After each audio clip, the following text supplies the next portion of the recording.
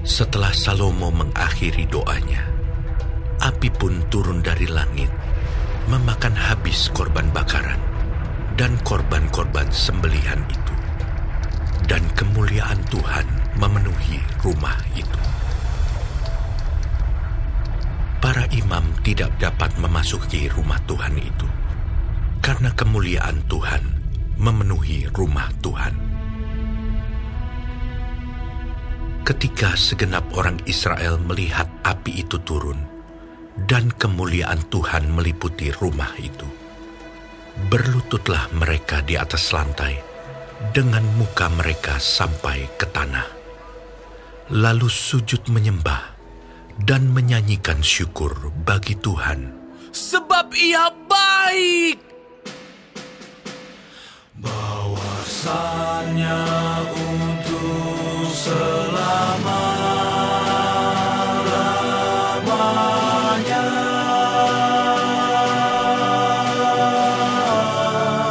Kasih setianya.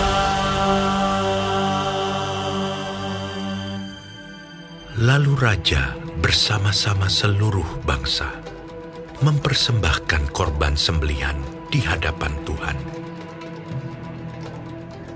Sebagai korban sembelihan, Raja Salomo mempersembahkan 22.000 ekor lembu sapi dan 120.000 ekor kambing domba. Demikianlah raja dan seluruh bangsa mentahbiskan rumah Allah. Para imam telah siap berdiri pada tempat mereka. Begitu pula orang-orang Lewi telah siap dengan alat-alat musik untuk memuliakan Tuhan, yakni alat-alat musik yang dibuat Raja Daud untuk mengiringi nyanyian syukur bagi Tuhan. Bahwasannya untuk selama-lamanya.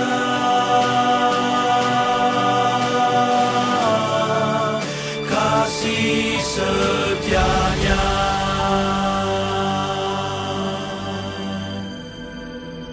Sedang segenap orang Israel berdiri. Lalu Salomo menguduskan pertengahan pelataran yang di depan rumah Tuhan, sebab disitulah diolahnya segala korban bakaran dan lemak korban keselamatan. Sebab mezbah tembaga yang dibuat Salomo tidak dapat memuat korban bakaran dan korban sajian dan segala lemak korban.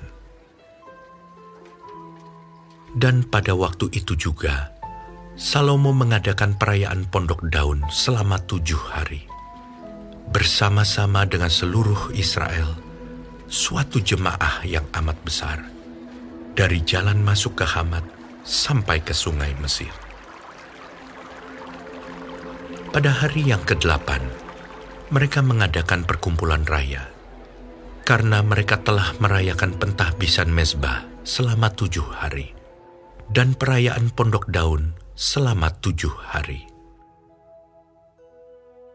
Pada hari yang ke-23 bulan ke-7, disuruhnya bangsa itu pulang ke kemah-kemah mereka sambil bersukacita dan bergembira atas kebaikan yang telah dilakukan Tuhan kepada Daud, kepada Salomo, dan kepada orang Israel, umatnya. Demikianlah Salomo menyelesaikan rumah Tuhan dan istana raja, dan berhasil melaksanakan dalam rumah Tuhan dan dalam istananya segala sesuatu yang timbul dalam hatinya. Kemudian Tuhan menampakkan diri kepada Salomo pada malam hari dan berfirman kepadanya, "Telah kudengar doamu, dan telah kupilih tempat ini bagiku sebagai rumah persembahan.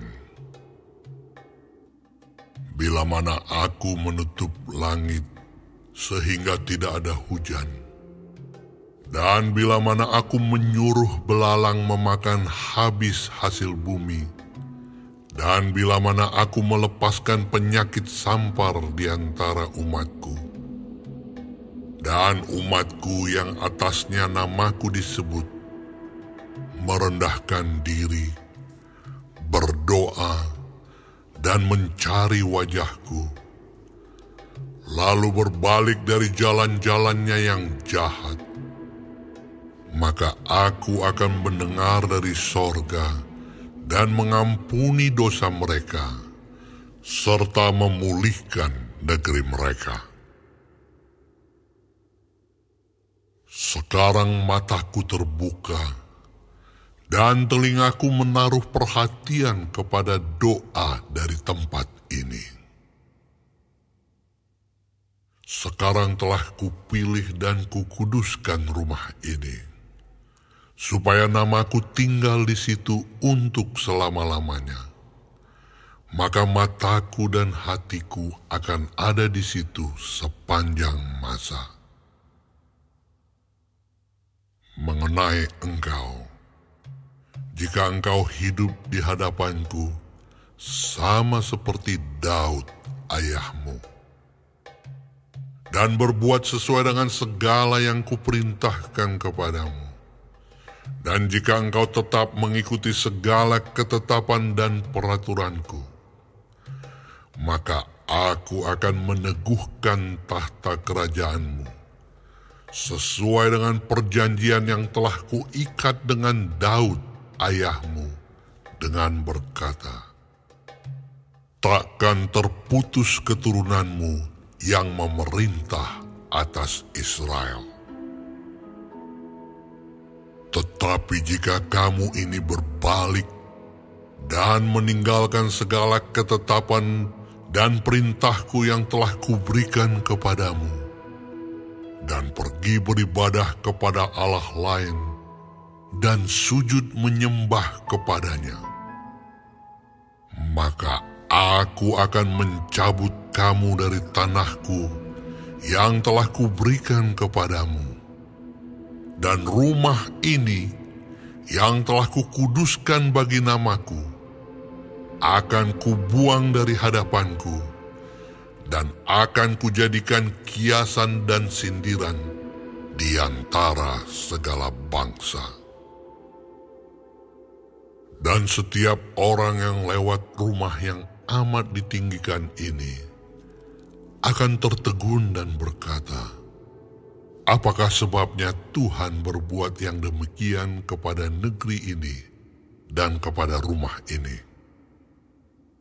Maka orang akan berkata, sebab mereka meninggalkan Tuhan Allah nenek moyang mereka, yang membawa mereka keluar dari tanah Mesir, dan sebab mereka berpegang pada Allah lain, dan sujud menyembah kepadanya, dan beribadah kepadanya.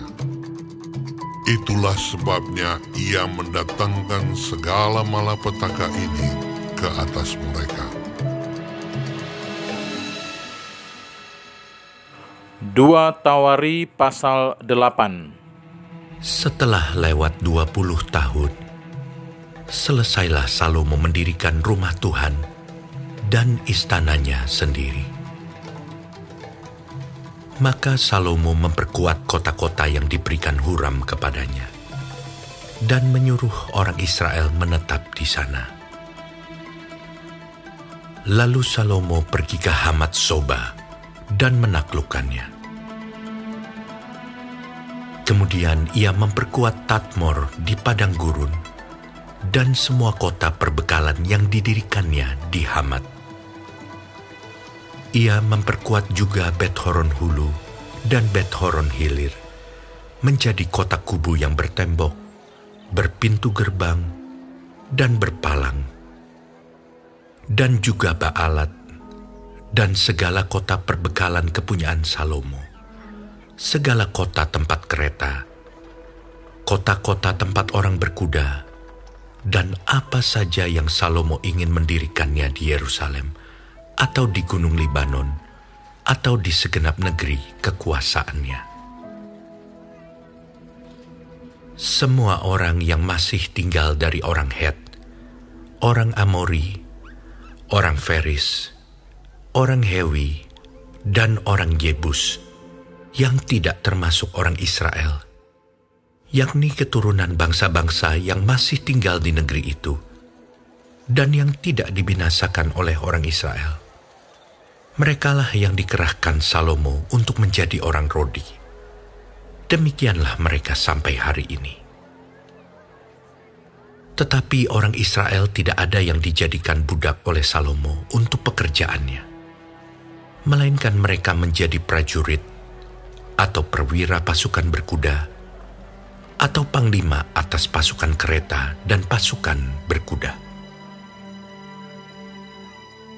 Dan inilah pemimpin-pemimpin umum Raja Salomo, 250 orang yang memerintah rakyat.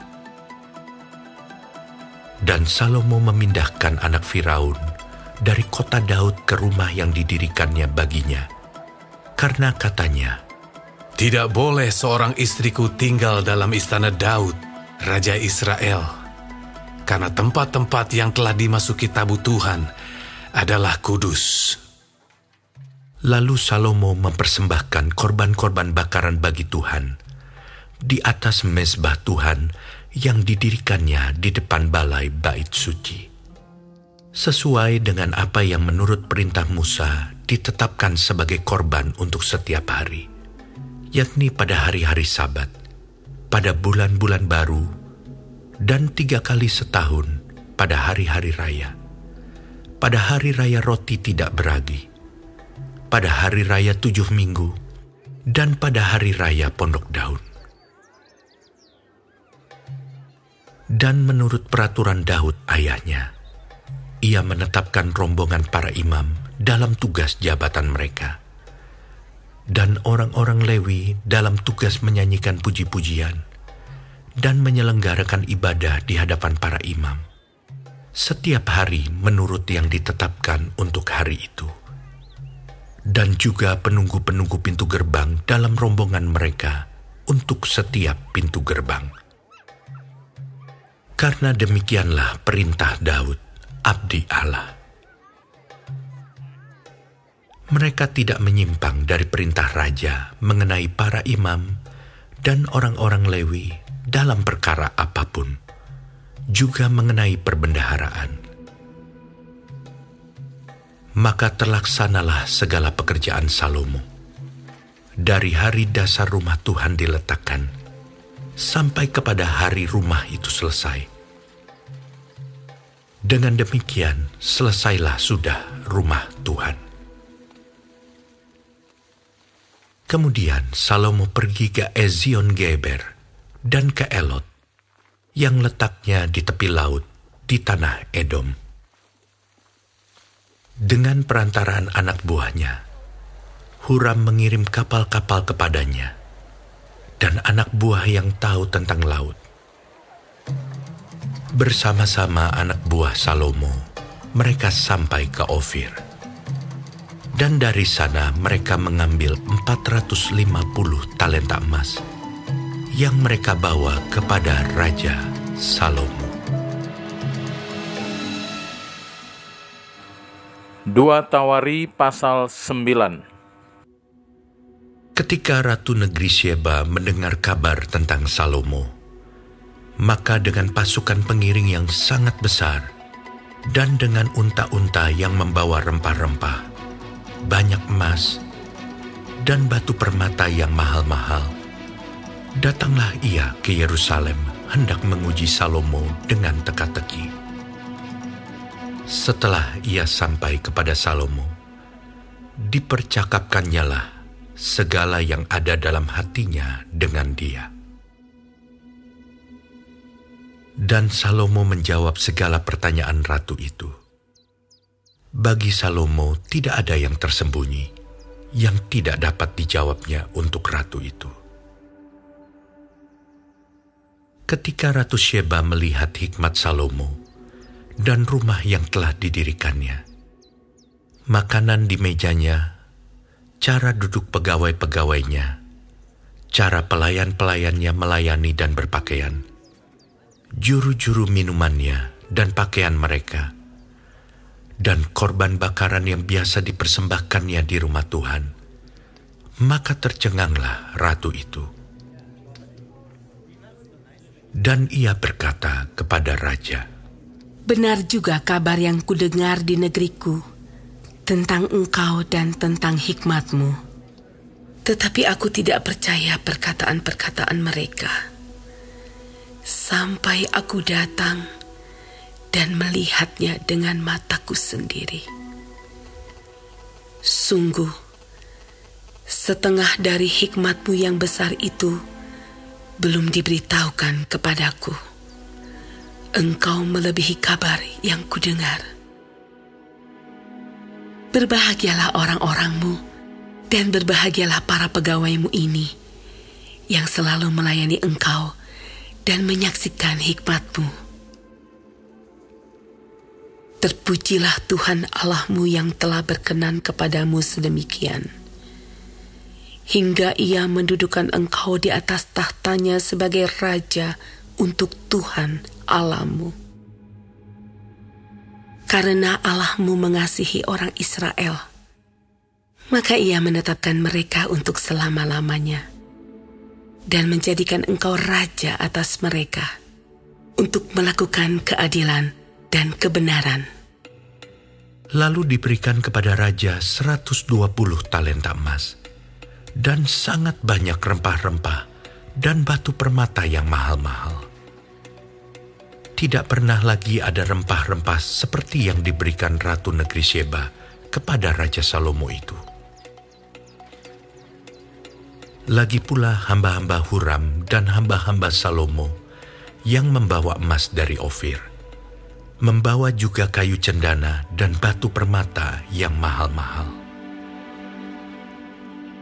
Raja mengerjakan kayu cendana itu menjadi tangga-tangga untuk rumah Tuhan dan istana raja, dan juga menjadi kecapi dan gambus untuk para penyanyi.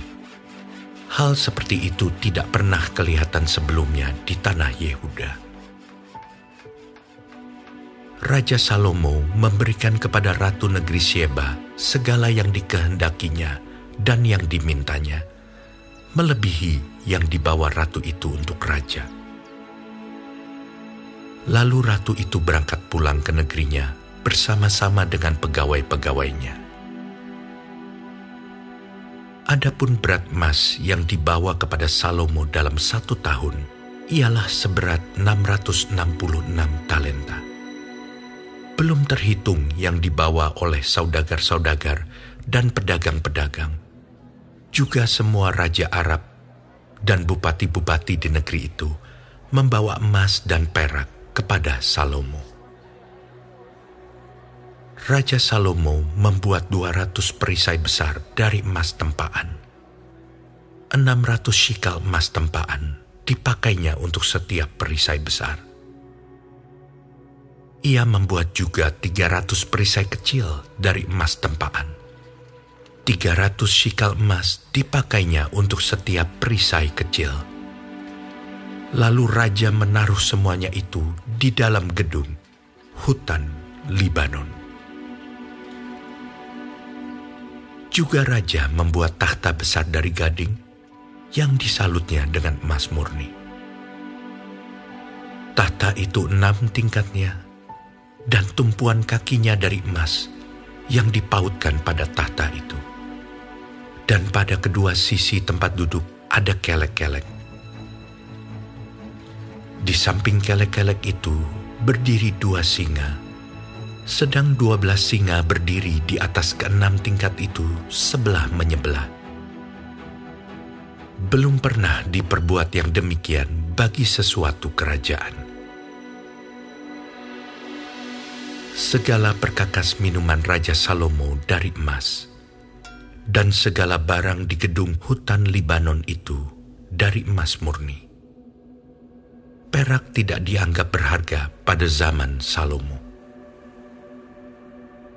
Sebab raja mempunyai kapal-kapal yang berlayar ke Tarsis bersama-sama dengan orang-orang Huram.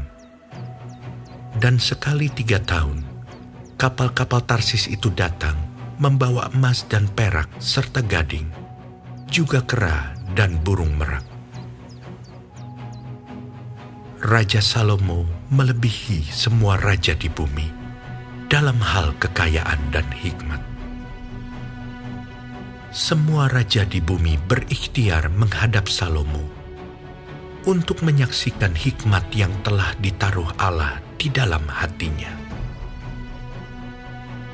Mereka datang masing-masing membawa persembahannya, yakni barang-barang perak dan barang-barang emas, pakaian, senjata, rempah-rempah, kuda dan bagal, dan begitulah tahun demi tahun.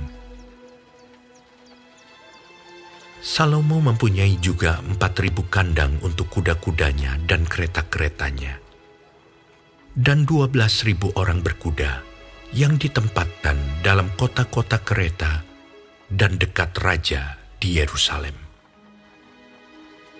Dan ia memerintah atas semua raja, mulai dari sungai Efrat sampai negeri orang Filistin, dan sampai ke tapal batas Mesir. Raja membuat banyaknya perak di Yerusalem sama seperti batu, dan banyaknya pohon kayu aras sama seperti pohon ara yang tumbuh di daerah bukit. Kuda untuk Salomo didatangkan dari Misraim dan dari segala negeri.